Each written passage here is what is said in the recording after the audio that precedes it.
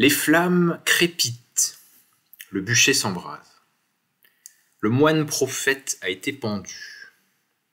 Bientôt il ne sera que cendre. Quelques mois plus tôt, il tenait toute la cité sous sa férule. Savonarole a fait trembler Florence en ressuscitant la grande peur médiévale du châtiment divin. Il a tonné avec génie contre le luxe, la luxure, la corruption, les orgies, et a condamné d'un bloc crime et raffinement. L'année précédente, sur cette même Piazza della Signoria, cœur de la ville et de son pouvoir, le dominicain avait édifié un gigantesque bûcher des vanités. Sous ses ordres, les enfants, organisés en brigades, assez semblables pour nous aux gardes rouges, dénichaient partout miroirs, habits somptueux, poèmes licencieux, et les jetaient dans la fournaise, y compris, dit-on, quelques Botticelli. Au contraire, ce 23 mai 1498, les mêmes enfants cachés sous l'estrade, armés de bâtons pointus, lui ont piqué les pieds sur son chemin vers le gibet. 5 jours après cet événement marquant, un jeune homme traverse la place pour se rendre au Palazzo Vecchio, où Florence règle tout, ses affaires domestiques comme sa politique étrangère. Il n'a pas encore 30 ans. Vient d'être nommé premier secrétaire de la seconde chancellerie, prendra bientôt possession de son bureau. Son visage très fin, lèvres minces, yeux malicieux, évoque un renard. Son intelligence aussi, fulgurante, habile, inventive, apte à saisir et à rassembler, d'un seul coup d'œil, une multitude de facteurs et de rapports de force. Niccolò Machiavelli n'est certes qu'un scribe, mais de haute volée, un commis de l'État, une sorte d'énarque de l'époque, choisi pour sa fiabilité et son potentiel. Il est issu d'une famille modeste, mais qui a déjà donné à la seigneurie quantité de talents intègres. Fonctionnaires zélés, les siens sont au service de Florence depuis des générations. Ils vivent sur un petit pied, sans misère mais sans grand confort, loin de la noblesse comme des puissances d'argent. Étrange coïncidence, ce bûcher mémorable juste avant son entrée en fonction. Car le renard s'était intéressé aux moines.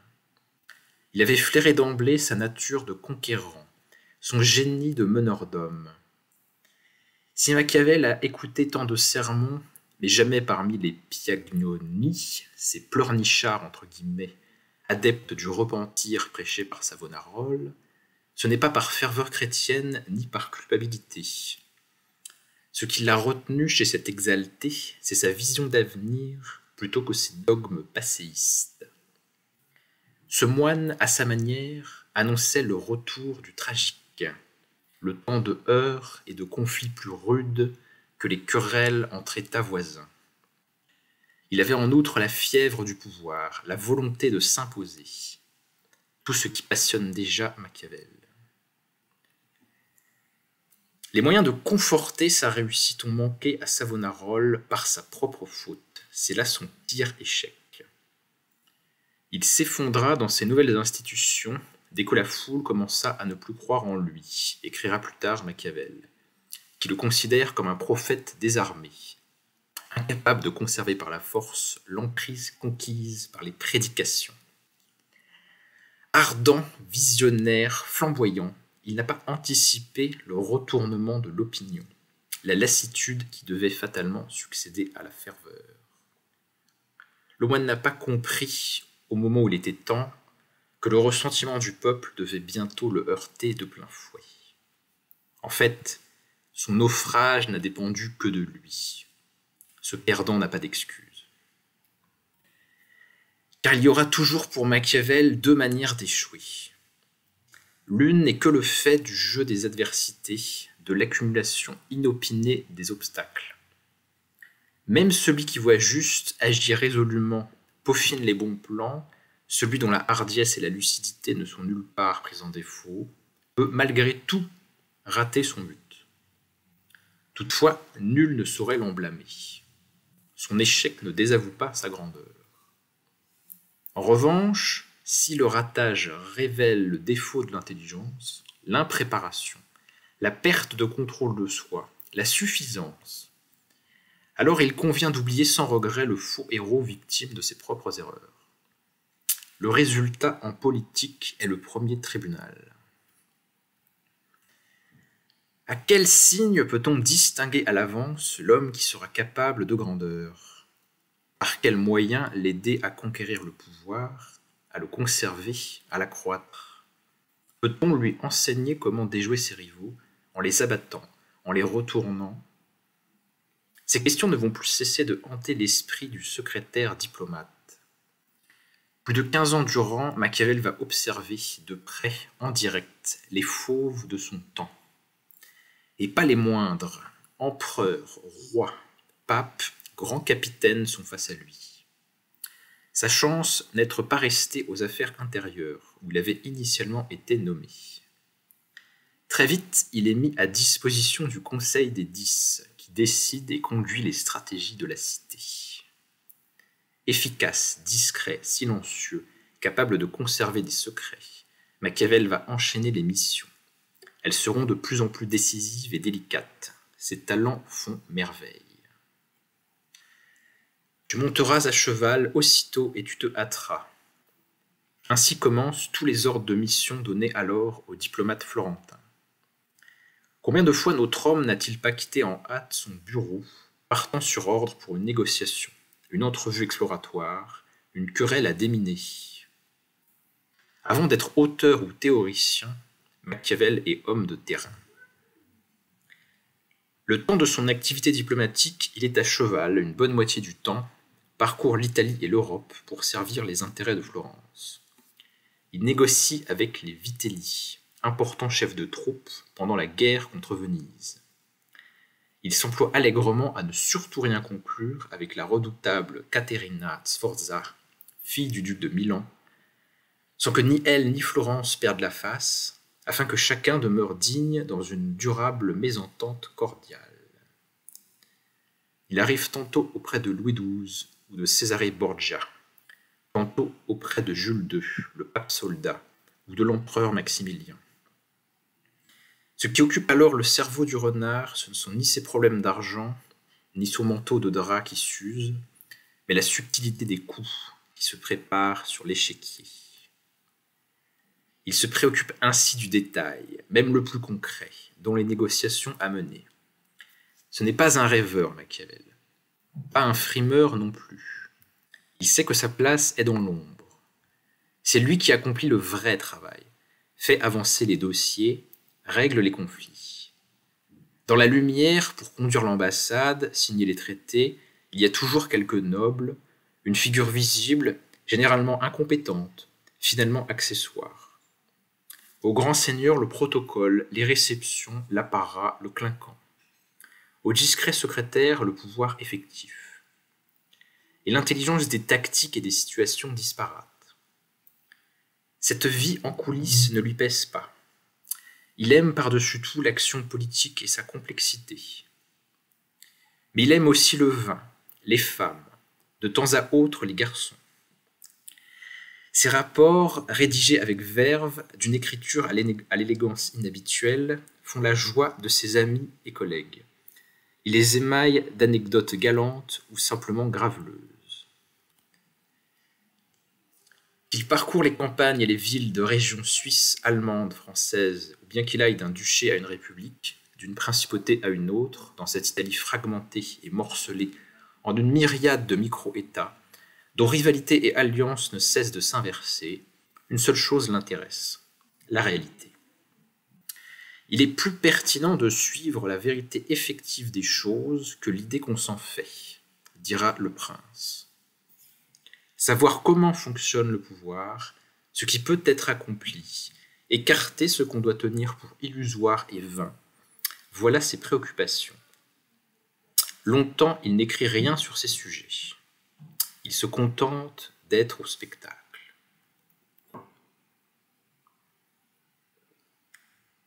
Et quel spectacle! L'Italie de la Renaissance. Florence plus encore, offre sans doute le plus intense champ d'observation politique de l'histoire. On se bat entre cités pour un pont, pour une colline, un château. Des chefs de guerre mercenaires, les célébrissimes condottieri, louent leurs services aux plus offrants, pour des contrats déterminés. Leur importance est telle qu'ils deviennent fréquemment potentats locaux, tyrans d'un nouveau genre. Dans les grandes cités, des factions multiples ne cessent de rivaliser, de se confronter les unes aux autres, de se remplacer à la tête de l'État. Ceux qui calment le jeu et apaisent les tumultes sont aussitôt acclamés par la foule en colère.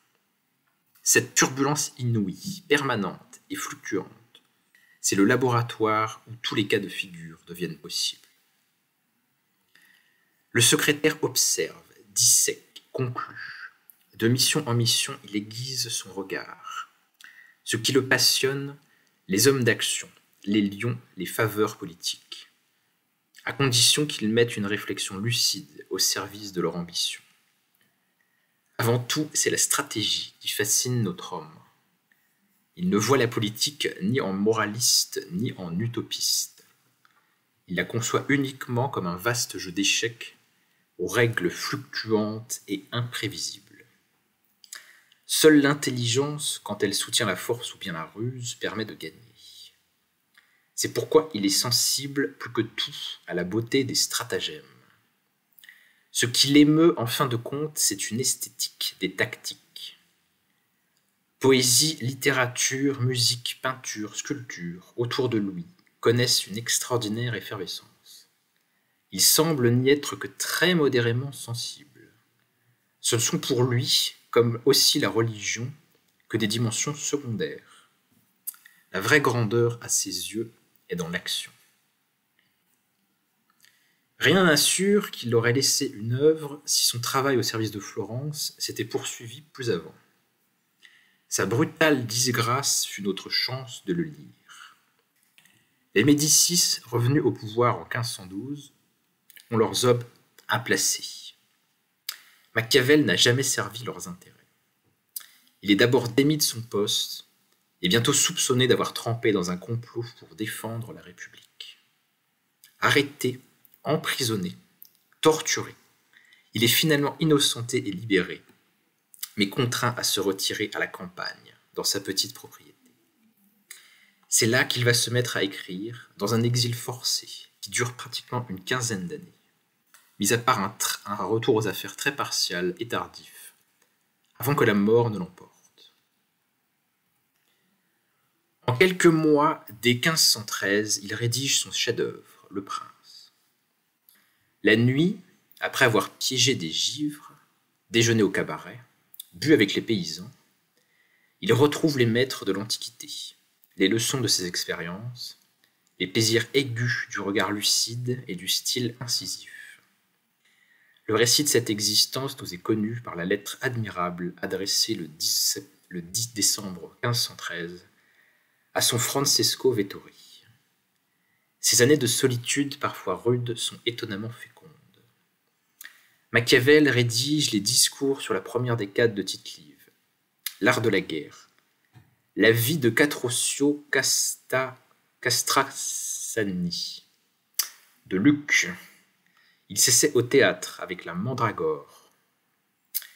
Dans cette seconde vie, la plume à la main, il cherche d'abord à se faire remarquer pour trouver un nouvel emploi. Il s'ingénie à revenir sur scène, s'applique à ne pas croupir, se venge aussi, probablement, de ses longues pérégrinations obscures dans tant d'affaires secrètes. À court terme, tous ses plans ne réussiront pas. Quand il meurt, malgré l'histoire florentine que la cité lui a commandée, malgré quelques nouvelles missions techniques et commerciales, il n'a pas retrouvé son poste. Il est demeuré à peu près inconnu. Plus pour longtemps. Sa notoriété posthume est la plus étonnante de toutes.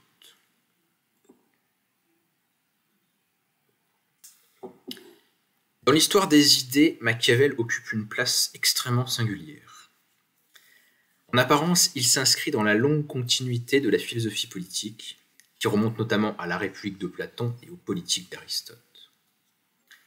Homme de la Renaissance, il vénère les anciens, comme tous les esprits de son temps, chez lesquels il admire plus encore les Romains que les Grecs.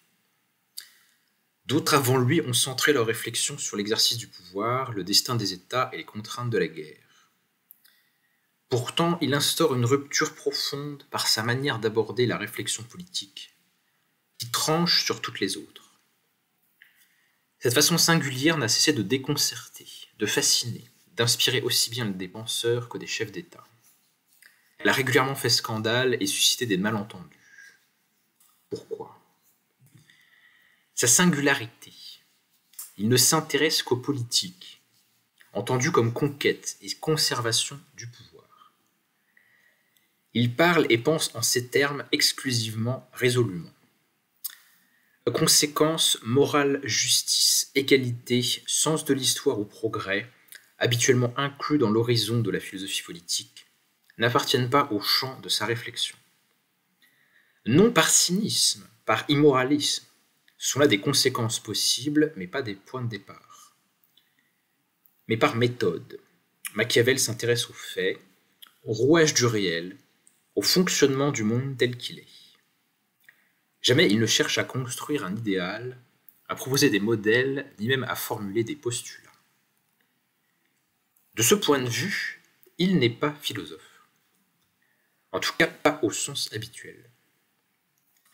Nulle part, en effet, on ne trouve de théorie unitaire du gouvernement. Il ne propose ni système global du monde, ni conception homogène de l'histoire. L'humanité en général ne le préoccupe pas. Son évolution non plus.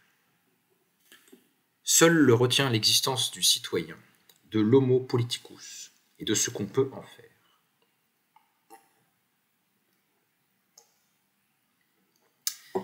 Dans cette réflexion froide, acérée et minutieuse, il n'y a aucune place pour les principes généraux, ni pour les fins extérieures à l'action et à sa réussite. L'histoire, selon Machiavel, est d'abord faite de bruit et de fureur. Elle ne suit pas une progression linéaire, elle ne possède pas de but ni même de signification ultime. Au cours des siècles, dans le fond, rien ne change, même si tout fluctue. Les États se font et se défont, les humains s'affrontent, le chaos se perpétue. La première maîtresse du jeu, c'est la fortune, la déesse des hasards. Le terme désigne chez Machiavel les aléas des événements, l'ensemble des contingences de la vie politique. Tout peut modifier la donne à chaque instant. Une catastrophe naturelle, une épidémie, une banqueroute, un renversement d'alliance. Pourtant, le hasard ne règne pas sans partage. Le contrepoids à la fortune, la force opposée aux aléas, c'est la virtu. Ce n'est pas du tout la vertu, mais la vitalité, l'ardeur indispensable pour combattre le sort, surmonter le destin et parvenir à ses fins. Les grands hommes d'État sont virtuosi ou ne sont pas. Leurs seuls moyens d'agir sont la force et la ruse. Dans l'entrechoquement permanent des hasards et des méchancetés humaines, la maîtrise, par définition éphémère et instable, revient donc aux rares individus d'exception qui savent ne pas brider leur puissance. Ceux-là parviennent à se défaire des fardeaux de l'humilité, des convenances et des règles. Même s'il ne le dit jamais, Machiavel, de ce point de vue, est antichrétien. À sa manière, il semble préfigurer plusieurs éléments de Nietzsche. La pensée de l'immanence, l'histoire comme éternel retour des conflits, la volonté de puissance, la morale d'effort. Il faut se garder toutefois des lectures rétrospectives. Machiavel, en raison de sa singularité, saisit ses lecteurs à chaque époque. Lui-même demeure insaisissable, au moins pour une part. Aujourd'hui, nous avons 1000 raisons de le lire, bien que nous soyons loin de Florence et de la Renaissance. Nous aussi vivons dans le tumulte et les désordres, les fragmentations, les conflits, le chaos politique. Nous aussi traversons des temps incertains, sans être assurés qu'existe un horizon de l'histoire, ou même une issue de secours. Nous aussi avons sous les yeux des bandes armées, des fanatiques, des dirigeants falots, des conflits d'intérêts innombrables. Autant de motifs de retrouver, à notre tour, sous les légendes du machiavélisme, le fin tranchant de Machiavel. Le terme s'est incrusté dans la langue. Même sans avoir lu une ligne du Prince, tout le monde sait ce que le machiavélisme veut dire. En qualifiant ainsi un plan, un personnage, une histoire, on lui attribue une forme suraiguë d'intelligence sournoise, un génie malfaisant de la dissimulation. Machiavélisme, piège ourdi avec cruauté et sang-froid, manipulation et destruction, sans oublier une forme de jouissance perverse. Autrement dit, un art de tromper, de triompher par ruse et de se délecter au crime. Machiavel, pourtant, n'est pas machiavélique. Au contraire, avec une honnêteté parfaite, il ne masque rien. Rousseau, qui ne supporte pas le mensonge ni la perfidie, souligne son honnêteté. L'histoire a construit cette représentation, qui est née quelques décennies après la mort de Machiavel, et qui n'a cessé de se mêler à presque toutes les lectures de l'œuvre, en déformant plus ou moins l'approche de sa pensée. Le philosophe Claude Lefort a donné une analyse approfondie de ce mythe qui colle au nom de Machiavel. Dans son grand ouvrage Le travail de l'œuvre, retenons seulement quelques repères. Les premières salves furent tirées par l'Église catholique. Dès 1546, à peine 20 ans après la mort de l'auteur, un mémoire dirigé contre Le Prince affirme que ce livre fut écrit par le doigt de Satan. À peine nommé, le machiavélisme est un diabolisme. Le Prince est interdit par la curie romaine 3 ans plus tard et mis à l'index en 1559. Les motifs de détestation sont encore simples. Ne faire aucun cas du rôle de la Providence, de souffler mot de la Jérusalem céleste, juger si méchants les hommes, si peu active la grâce divine, voilà qui suffit pour établir que le malin inspire ces pages. La situation se complique en France peu après. Les premières traductions, au milieu du XVIe siècle, ne firent aucun scandale et n'eurent que peu d'audience, bien moins que Pétrarque ou l'Arioste. Tout change avec la publication de l'Anti-Machiavel de Gentillet en 1576, avocat protestant qui s'en prend violemment au prince, en lequel il ne voit qu'un manuel de la tyrannie. Les polémiques du temps visent aussi, à travers Machiavel, Catherine de Médicis, puis Henri III et Henri IV, soupçonnés d'avoir Machiavel pour évangile. Les Lumières ne sont pas plus tendres. Voltaire met la main sur l'anti-Machiavel de Frédéric II de Prusse, accusant le Florentin de théoriser l'absolutisme et de faire le jeu des tyrans.